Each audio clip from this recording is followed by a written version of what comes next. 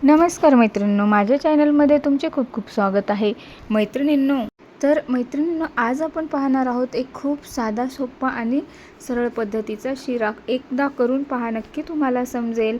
तर इथे मी रवा घेतलेला आहे बारीकसा, तुम्ही जाडसर सुद्धा रवा घेऊ शकता तुमच्या मर्जीनुसार। मी इथे बारीकच रवा घेतलेला आहे कारण शिरा असा मऊ आणि लुसलुसीत होतो त्यासाठी। तर मी इथे बारीक रवा घेतलेला आहे आणि तो छानपैकी निवडून घेतलेला आहे। इथे मी कढई ठेवलेली आहे, त्याच्यामध्ये मी तूप टाकलेलं आहे गोवर्धनचं, कारण गोवर्धनचा तुपाने शिरा एकदम मऊ होतो आणि खायला पण खूप टेस्टी लागतो। तुम्ही पण नक्की ट्राय करून पहा एकदा। मी इथे खूप कमी प्रमाणातच तूप घेतलेलं आहे, जास्त काही घेतलेलं नाही आहे। त्याच्यानंतर मी इथे घेतलेलं आहे किसमिस। तुम्हाला जर काजू बदाम टाकायचे असेल तुम्ही काजू बदामसुद्धा टाकू शकता। मी किसमिस छान असे फ्राय करून घेतलेले आहे, त्यानंतर ते मी फ्राय केल्यानंतर काढून घेतलेले आहेत, तुम्ही पाहू शकता। त्यानंतर मी ते किसमिस पूर्ण काढून घेतलेले आहेत, तुम्ही पाहू शकता। आणि त्यानंतर त्याच्या तेल छान तपल्यानंतर मी रवा टाकून घेतलेला आहे। रवा पण छान असा भाजून घ्यायचा आहे, रेड कलर येईपर्यंत। आपण जेवढा रवा भाजला तेवढा आपला शिरा टेस्टी आणि चविष्ट होतो। तर मैत्रिणींनो, तुम्ही व्हिडिओ कोणत्या गावातून कोणत्या शहरातून बघता हे मला कमेंट सेक्शनमध्ये नक्की सांगा। आणि तुम्हाला माझे व्हिडिओज कसे वाटतात हे सुद्धा मला कमेंट सेक्शनमध्ये नक्की सांगा। तुम्हाला वाटत असेल माझी कढई खूपच काळी आहे, कारण मी का काळी ठेवलेली आहे, कारण जर्मनच्या भांड्यामध्ये खाणे चांगले नसते बनवणे, त्यामुळे मी कढई मुद्दाम काळी केलेली आहे। तर स्टीलची कढई घ्यायला काय नाही, पण स्टीलची कढईमध्ये खूप करपते सगळ्या वस्तू, त्याच्यासाठी मी स्टीलची कढई वापरतच नाही आहे माझ्याकडे। चला तर मैत्रिणींनो, तुम्ही पाहू शकता रवा किती छान प्रकारे मी भाजून घेतलेला आहे। त्याला छान असा लालसर कलर येऊ द्यायचा आहे, जेणेकरून रवा आपला छान भाजला ना तर पोटसुद्धा दुखणार नाही।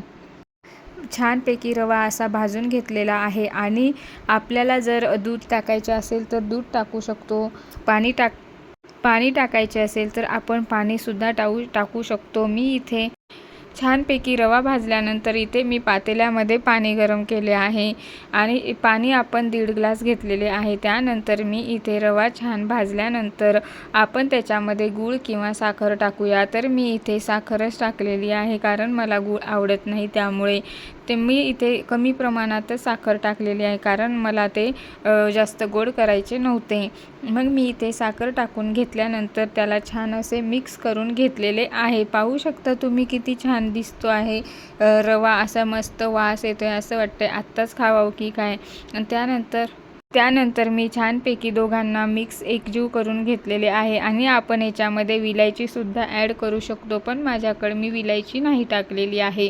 त्यानंतर गरम पाणी सोडलेली आहे आणि त्यानंतर छान असे त्याला मिक्स करून घेतलेले आहे, तुम्ही बघू शकता। आणि ते पाणी गॅस आपला कमी फ्लोवरच ठेवायचा आहे। त्यानंतर मी इथे किसमिस ॲड करून घेतलेले आहे। जर तुमच्याकडे काजू बदाम असेल तर तुम्ही काजू बदामसुद्धा ॲड करू शकता, पण किसमिसने एक नंबर टेस्ट येते, त्यामुळे मी किसमिसच ॲड केलेले आहे।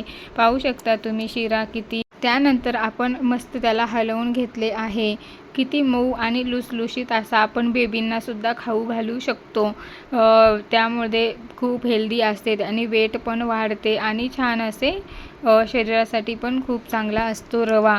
तुम्ही पाहू शकता किती छान असा नरम नरम आणि लुसलुशीत आपला शिरा दिसत आहे।